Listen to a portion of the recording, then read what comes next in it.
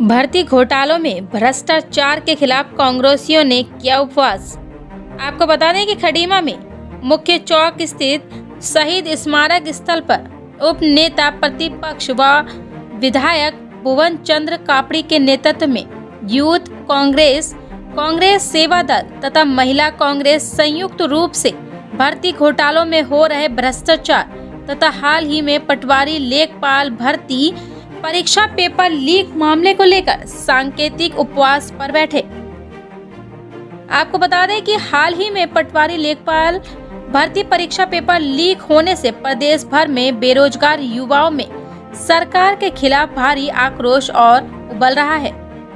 इसी को लेकर कांग्रेस पार्टी द्वारा प्रदेश भर में आज चल रहे सांकेतिक उपवास के क्रम में खडीमा में भी सांकेतिक उपवास किया गया। बेरोजगार युवाओं और कांग्रेसियों ने भर्ती घोटाले में हुए भ्रष्टाचार को लेकर राज्य सरकार तथा राज्य संघ लोक सेवा आयोग के खिलाफ सीबीआई जांच की मांग की। वहीं विधायक भुवन चंद्र कापड़ी ने गोपनीय विभाग के सचिव संजीव चतुर्वेदी के खिलाफ कड़ी कार्रवाई करने, आनन फानन में तय परीक्षा तिथि को स्थगित करने, आगामी भर्ती परीक्षा प्रश्न पत्रों को रद्द करने की मांग की।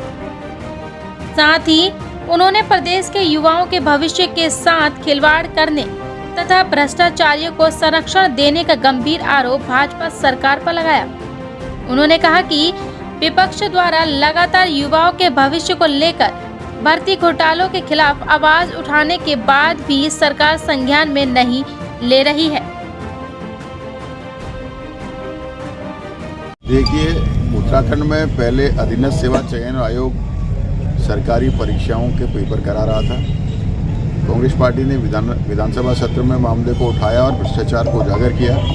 45 से ज़्यादा लोग जेल गए और 3 महीने ही छूट गए। हमने सरकार से सीबीआई जांच की मांग करी थी ताकि इसमें सख्ती बरती जाए।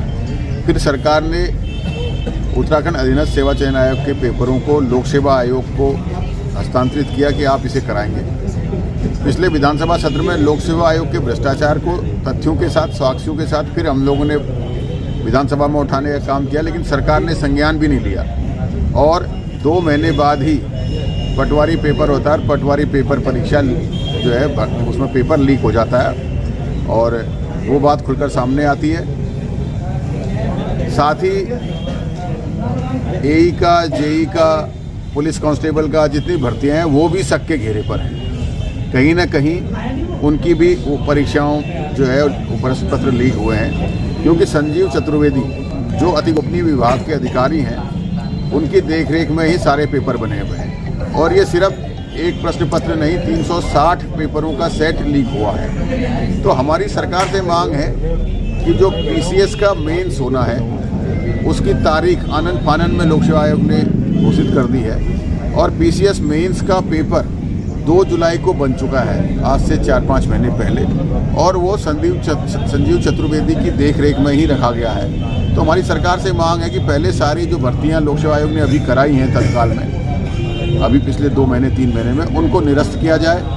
जो पटवारी की परीक्षा की तुरंत तिथि घोषित कर दी उसको निरस्त किया जाए। पीसीएस की परीक्षा, मेंस की परीक्षा को पोस्टपोन किया जाए और पीसीएस का जो पेपर बना हुआ है उसको निरस्त किया जाए। और संजीव चतुर्वेदी की देखरेख में जो सिलेबस पीसीएस और पीसीएसजे सब बना हुआ है उस पर परिवर्तन किया जाए, क्योंकि साफ साफ दिख रहा है कि एक अपराधी जो अपनी पत्नी के माध्यम से पटवारी का पेपर लीक कर सकता है और जो जिस कोचिंग संस्थान को ही लीक किया गया उससे वो पिछले राज्यपाल से वो पिछले 10 साल से लगातार संपर्क में है, तो उन्होंने और भी पेपर लीक किए होंगे। तो इसलिए पहले उनके खिलाफ सीबीआई जाँच कराई जाए लोक सेवा आयोग के खिलाफ।